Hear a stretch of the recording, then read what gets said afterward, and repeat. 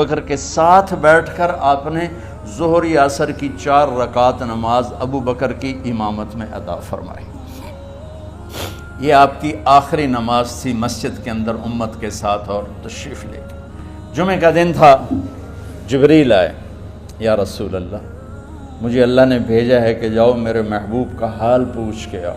اللہ اکبر۔ تو اب درد اور بخار دونوں چیزیں تھیں، سر کا درد بھی ہیوی ویٹ تھا اور بخار بھی، تپش۔ تو آپ نے کہا جبریل تکلیف ہے، تکلیف میں۔ ہفتے کا دن پھر جبریل آئے، یا رسول اللہ مجھے اللہ نے بھیجا ہے کہ جاؤ میرے محبوب کا حال پوچھ کے آؤ۔ پھر آپ نے فرمایا تکلیف میں۔ اتوار کو پھر جبریل آئے، یا رسول اللہ اللہ نے بھیجا ہے کہ جاؤ میرے محبوب کا حال پوچھ کے آؤ۔ 12 ربیع الاول آ گئی، 632 عیسوی اور 11 ہجری۔ آپ کی طبیعت میں بشاشت آئی، تو صحابہ نماز پڑھ رہے تھے، آپ نے دروازہ کھول کے سب کو یوں دیکھا۔ تو حضرت انس فرماتے ہیں ہم سب نماز میں تھے، لیکن جب دروازہ کھلنے کی آواز آئی اور اللہ کے نبی کا چہرہ، تو ہم سب نماز میں یوں ہو گئے، نماز کے اندر ہی سارے اللہ کے نبی کو دیکھنا شروع کر دی، بھول ہی گئے کہ نماز پڑھ رہے ہیں، ایسے گم ہو گئے آپ میں۔ تو آپ نے جلدی سے دروازہ بند فرما دیا۔ یہ آپ کی آخری زیارت تھی اپنی امت کے لیے۔ اس کے بعد آپ اپنے اللہ کی طرف کا سفر شروع کیا۔ تو اشراق کے بعد آپ نے اپنے بیگمات کو بلایا، ان کو بتایا نہیں کہ میں آج جا رہا ہوں، سب سے ملے، سب کو الوداع کیا اور انہیں بھیجا۔ اس کے بعد آپ نے حضرت فاطمہ کو بلایا، جنت کی عورتوں کی سردار، سب سے زیادہ محبوب بیٹی، سب سے زیادہ جگر کا ٹکڑا، دل کا ٹکڑا کا، جس نے فاطمہ کو دکھ دیا مجھے دکھ دیا، جس نے اسے سکھ دیا مجھے سکھ دیا۔ ہاں، ان کو قریب کا، بیٹی قریب ہو، تو ان کے کان میں کہا میں جا رہا۔ وہ رونے لگی، تو ہم نے کہا رو نہیں، چند دنوں کے بعد تیری میری ملاقات ہو جائے گی سب سے پہلے۔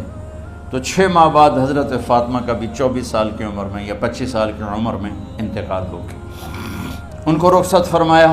پھر آپ نے داماد مولا علی کو بلایا، ان کا سر اپنی گود میں رکھا اور ان کے سر پہ اور کمر پہ ہاتھ پھیرتے رہے اور ان کو دعائیں دیتے رہے۔ آہستہ آہستہ تھی، آواز اونچی نہیں تھی، پست آواز تھی، اور یوں سر پہ کمر پہ، سر پہ کمر پہ، اور دعائیں دے رہے۔ ان کو رخصت فرمایا۔ آخر میں اپنے جگر کے ٹکڑے حسن اور حسین کو بلایا۔ ایک آپ کو حدیث سناتا ہوں۔ میرے نبی نے فرمایا اپنے بچوں کو عزت دیا کرو، اکرموا اولادکم۔ خاص طور پہ ان ماؤں سے کہتا ہوں کہ جب ہم بچوں سے عزت چھین لیتے ہیں، ان سے ہم سب کچھ چھین لیتے ہیں۔ پڑھے نہیں ہو، اسکول نہیں گئے ہو، ٹیوشن نہیں پڑھی ہے، ہوم ورک نہیں کیا ہے، یہ کیوں کھایا، یہ کیوں پہنا، اس پر جب ماں اور باپ بچے کو ذلیل کرتے ہیں تو اب یاد رکھیں آپ ان کے دلوں میں اپنے لیے نفرت بھر رہے ہیں۔ میرے نبی نے فرمایا بچوں کو عزت دو، اولاد کو عزت دو۔ وہ عزت تمہیں واپس کریں گے جب تمہیں ضرورت ہوگی۔ جب تم ان کے محتاج بنو گے تو پھر وہ عزت تمہیں واپس ملے گی۔ اگر ڈانٹ ڈپٹ ڈانٹ ڈپٹ ڈانٹ ڈپٹ تربیت کے نام پر کچھ نہیں ملے گا۔ تو آپ حسن حسین کو کیا عزت دیتے تھے؟ آپ نماز پڑھا رہے ہیں، نماز ہے مسجد کے اندر، گھر میں نہیں ہے، اور آپ سجدے میں گئے، دونوں بھائی کود کے کمر پہ چڑھ گئے۔ کوئی ہمارے